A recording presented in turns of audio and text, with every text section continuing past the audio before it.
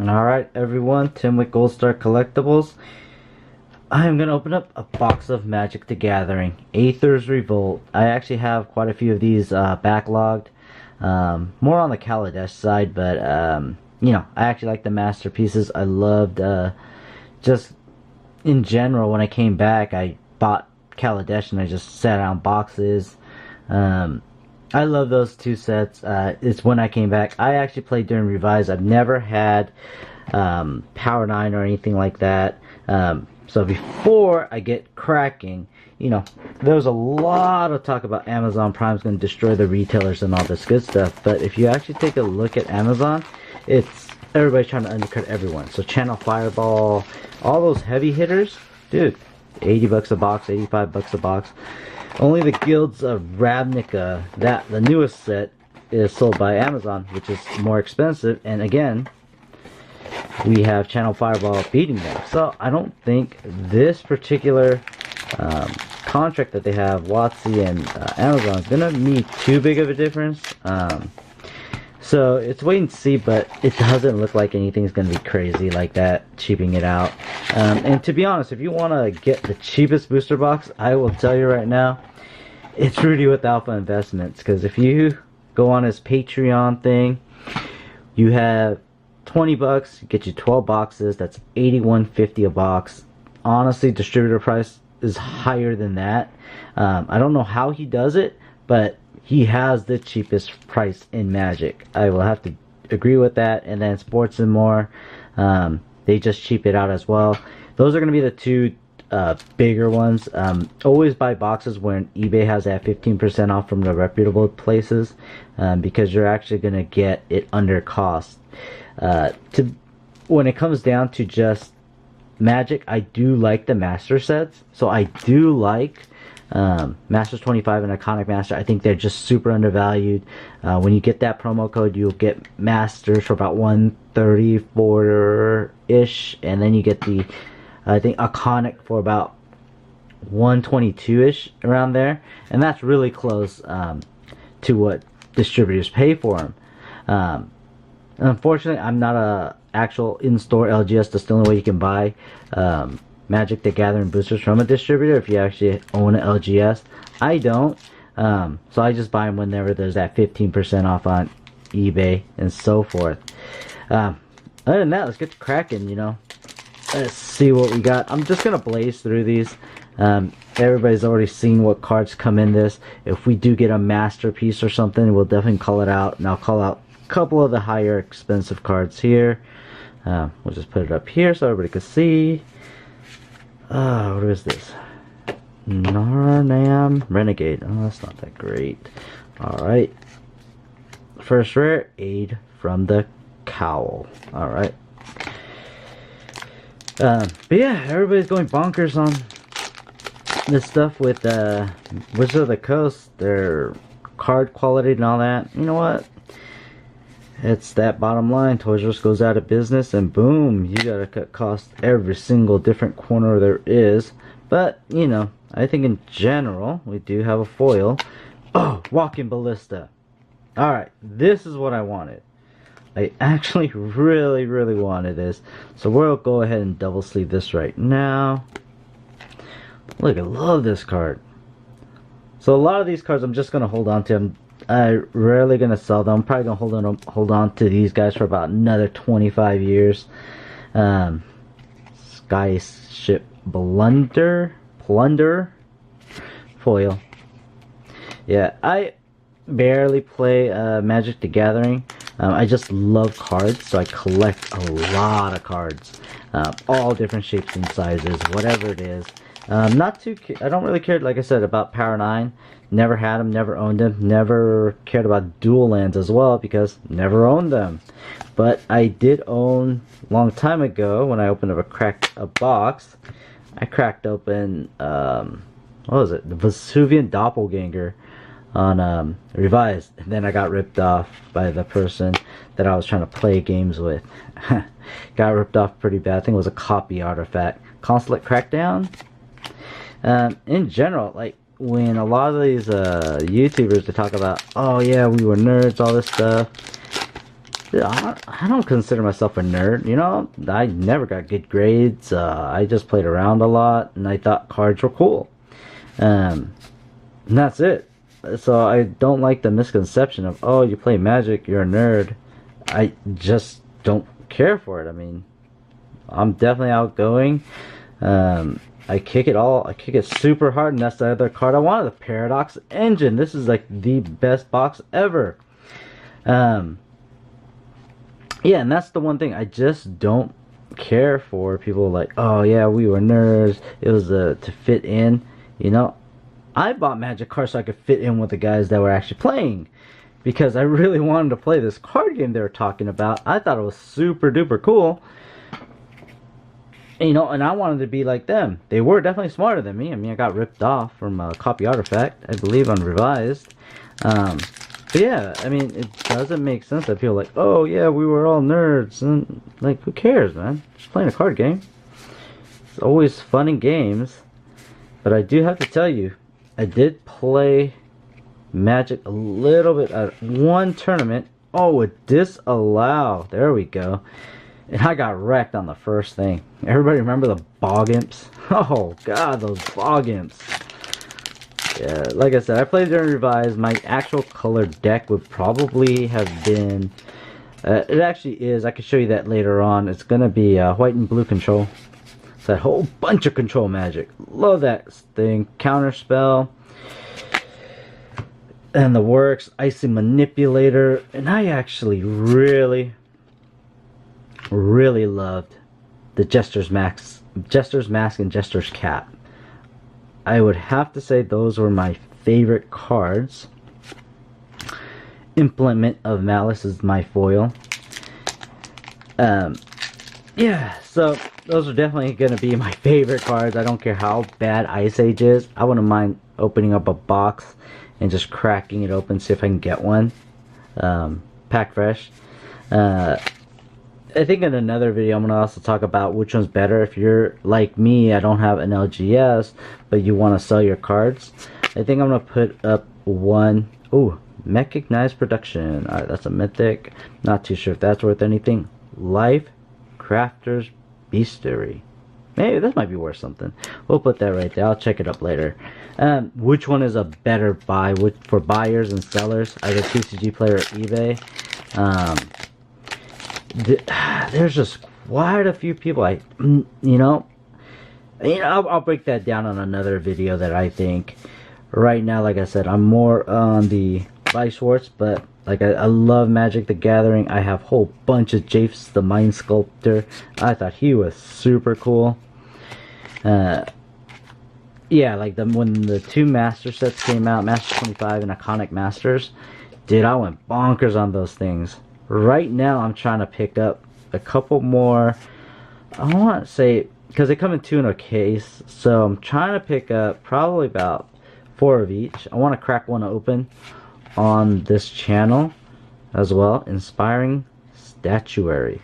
I do want to open up one of these on this channel, one of each. The one card on the Iconic Masters that has eluded me is Mana Drain for the life of me.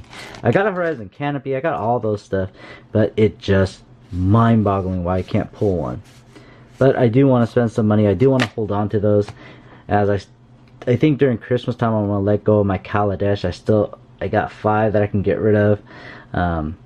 Hopefully the price goes up, because that's the one thing I'm waiting for, is the price to go up a little bit higher. Green Will Liberator, because I bought the actual 5 lots, I want to say for $500. No, 6 lot for $500. That's how much I paid for it with the, I want to say it's $500, but I paid for it with the 15% off from eBay. Yeah, or the 20%. Sometimes they have a random 20%. I think that was it. It was a $600 box, and I got it for $500 for 6-pack. No, I got it for $400 for 6-pack. That's what it was. It was $500 going, and I got it for $400 for 6-pack.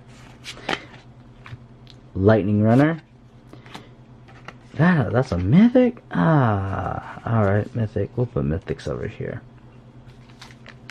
But so, whenever you see those and then you're looking to crack open a booster box, eBay, make sure you have an account.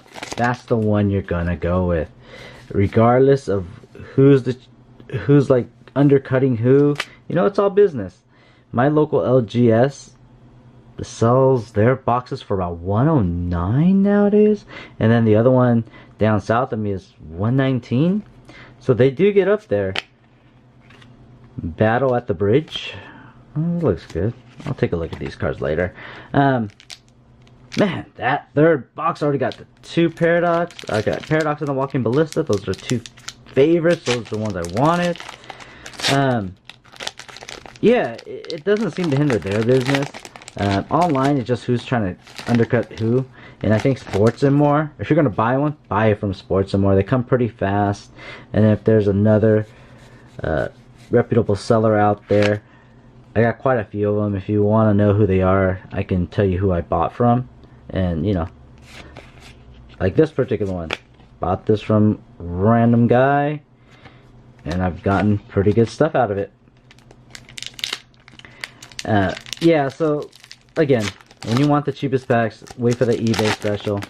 Pick it up, because if you just like cracking over boxes like I do, you're definitely going to save a good amount of money there. I also do buy, like I said, a lot of the Weiss Schwarz when it goes on sale like that as well. Other than that, you know, Baral Chief. Oh, this is a good one too, actually. Yeah, we'll put that over there with the Disallow. I wonder if we're getting Fatal Pushes. I haven't seen one of those yet, but yeah, other than that, man, what do you guys think about Magic the Gathering? How it's going, card quality? I mean, I guess it is getting bad, but, you know, some of my cards do kind of curl a little bit too fast, but, you know, when it just comes down to it, as long as you put it, oh, there we go. So I was talking about, I think this one, Metallic Mimic, might be worth something. I'll put that over there. That's not that bad. I mean, right now the cards are coming out really clean, so it shouldn't be too harsh on them. Humidity, whatnot. I'm based out of Sacramento, so it's not too bad. Let's see here. Alright. Salvage Scudder. A Jaunt. That is... I think it's a little bit on the high side. Yes, but I do need that. Never got one of those. Dude, if this box, if I can get an actual masterpiece, oh, this box was set. Holy moly, this box was loaded. I do have quite a few of the masterpieces as well. I do genuinely love those things. I wish I can get the very expensive one, but I normally cannot. The first masterpiece I've ever pulled was a scroll rack, and I thought that thing was the coolest card ever. I was like, oh, that's hella cheap. You know, but one of these days I do wish I can go competitive Magic. It seems kind of fun because, you know, you casually play, but when you go competitive, just trying to get those W's. It's like a sport, you know. You really want to get those W's. Merchant Dockhand. If you don't get the W, it's gonna get sad.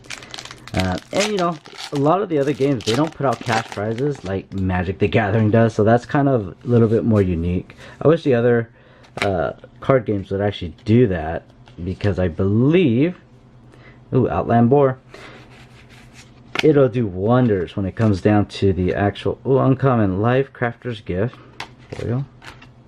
It'll do wonders for any game. If Force of Will, Weiss Schwarz, any type of Bushy Road, anything Bushy Road has is definitely decent. Card Fight and Buddy Fight. You know, I wish they would just do oh, what did I say? I saw something shiny. You know, this is really hard looking at cards while actually talking and recording. I'm still not used to it. Ah, I already got this guy. Oh, Foil Mountain, Foil Mountain. It's really difficult. Hopefully I'll get used to it soon. I'm thinking of just getting a lapel mic as well, just to have, because I'm not too fond of the sound quality coming out of this camera. But if you guys have any suggestions for a lapel mic, that would be greatly appreciated. I believe Midnight Entourage. Alright. Looks like a crazy card. Other Aetherborn, you get control, get 1+1. You know, when it comes down to this, I don't know what the meta is when it comes down to Magic the Gathering. There's so many different combos nowadays. I'm like, alright. That's why I've always liked control decks, because it'll just lag out the game for so long. Alright, let's see here. Boom. Oath of Ajani. Alright, whatever.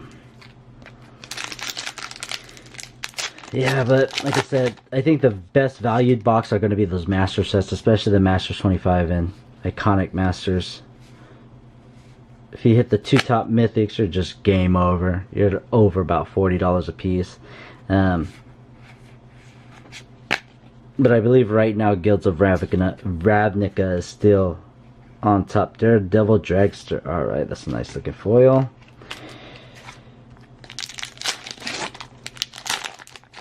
Alright, let's see what else we got on this. Prize Fighter Construct. That guy looks pretty good. There we go. Salvage Scuttler. Hope of... I'm not going to even say that. Alright, seems good to me. Alright, last third of the way. Here we go, last deck of pack. You know, when it just comes down to anything like this, I do love just cracking it open. I do love just taking it apart. I mean, I think these cards, what I'm going to do is I'm just going to keep them for another 25 years and hopefully it appreciates in value. And that could be officially my retirement fund. A lot of times I do wish, like, Magic the Gathering would do something pretty unique. One thing I would suggest is, like, here we go, let's see, what do we have here? Nothing. Aether Geode Miner. Aether Geode Miner, alright. I remember getting one of those. But what I would think is pretty cool, like, you know how the current Masterpiece set that they had for the Guilds of Ravnica? They definitely should have included those into the Ravnica set as a Masterpiece. But let's say you have this Foundry Hornet, Christopher Moeller. Why don't you put an SP like how Weiss Schwarz have it with the thing, or just have a full-on nice signature of it, of the person that drew this, right on card? You know, it would give another depth to collectability. That's what I would think it would be the cooler thing to do, because you want to look for an Ajani, right? Kieran Yanner, have a Kieran Yanner right there on there. That's limited to like 1 to 50, or put a number on there. I think that would bring in a different type of collector altogether. That's because it's something they've never seen before, something that'd be super cool. But that's what I think they should do as far as different type of masterpieces is concerned. Yeah, Green Belt Rampager. Alright, Green Belt. Common foil. Alright, I don't know exactly what we're going to get out of this. Oh, come on, not open. But I think it'll be cool if we get something like that. That's my 2 cents on it. Oh, another Fatal. Good. Kari Zev's Expertise? I thought I got a foil rare already. But, oh well. But yeah, that's what I would want. I would want something a little bit more cooler with the actual artist's signature. Just like how they do baseball cards, on-card signatures. Everybody wants to get it. Quicksmith Spy. Oh, down to the stretch. 6 more packs. What do y'all think? Yeah, you guys want to see something a little bit different? I mean, they could do a lot. I mean, WotC in general could do so much if they wanted to. But I don't think, you know, release the Gremlins. I don't think, you know, they're either thinking of what to do and how to do it, or they're just wanting money. I would think, you know, somebody from the marketing department would think, alright, this is how we're going to make a ton of money and how we do things. Let's make it happen. Free Jam Regent. Because they're doing a lot of unique things. I mean, it's back and forth for me with those guys. I just watched a lot of the different YouTubers talk about WotC a lot, and I'm just like, dude, pretty unique. Peace Walker Colossus. Pretty unique on what they're doing and how they're doing it, putting a bottleneck on the actual supply chain. I mean, it works, I guess. I would think you would want to have multiple print runs, determines on it, because a lot of people love rarity and a lot of people love scarcity. Because when you play with a card that's worth a couple $100, you're gonna be like, dude, you really gonna play with that card? You know, for me, I can't. Those Jaces that I have from Master 25, I can't put those in a deck. I don't want to play with them, because then it's gonna be light play or played condition, and I just can't take those. I just love having everything near mint. Oh, this is a nice looking foil. Resourceful return. Common though. Alright. Last pack. You think we got a masterpiece in here? Let's see. I don't think so. I don't think we do. Ironclad. Feldar Guardian. Pacification Array. Baral's Expertise. And that is it. Well, the two cards I really did want, I got them. Walking Ballista and Paradox Engine. Let's see what we have here. As far as the foils are concerned. Alright, Fatal Push. Dragster Devil. You know, that one's pretty good. I think this one's good too. I do like the Fatal Push. I do like the Baral. Disallow is also good. But how many mythics do we get? We got 1 mythic, 2 mythic, 3 mythic, 3, oh, 1, 2, yeah, 1, 2, 3, and 4. This was a 4 mythic box, but I got the 2 most expensive cards in the set, so I'm definitely not going to complain there. Let me run through my rares. And that is it for the actual opening. Thanks for watching, ladies and gentlemen. Again, don't worry about Amazon. They're gonna try to make a higher profit margin. It's not the end of the world. If you guys are gonna go get the cheapest booster boxes, again, Rudy with Alpha Investments, if you do that $20 Patreon, you get up to 12 boxes at $79.99, free shipping. So you're getting that. It'll cost you about $81.50-ish if you divide it by 12, right? Other than that, Sports and More, eBay, once they have those 15% discount, 15, 10%, whatever it is, they normally end up going under what the value is. Alright, you guys, thanks again for watching. I'll see y'all soon.